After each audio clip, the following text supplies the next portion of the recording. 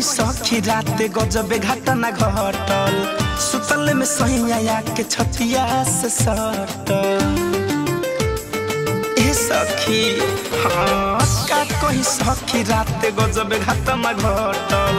सुतल में सैया के छतिया से सटल हय सर भइल पूरा इंजन झनझना गहुए हयाइल प्यारे वाला बारी जब खुलल मोर सारी धके चरा लुका गौए हयाइल प्यारे वाला बारी जब खुलल मोर सारी धके चरा लुका गौए ए सखी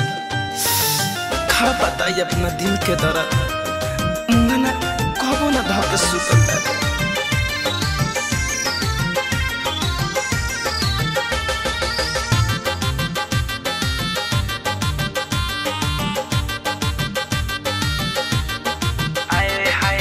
सोचन की पियावा आज करी है नदी पार हो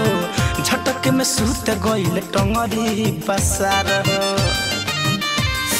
ए सखी हाँ सोचन की पियावा आज करी है नदी पार हो झटक में सूत गइल टंगरी पसार हो हम बजल पलंग तो पलंग घाबरा गौवे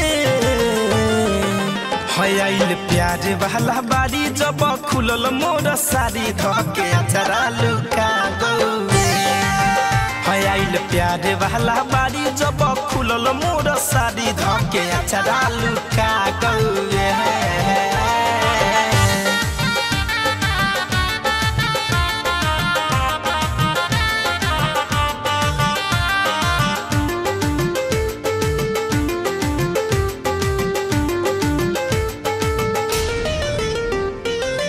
सहू से बदहन होता अपने से सुन हो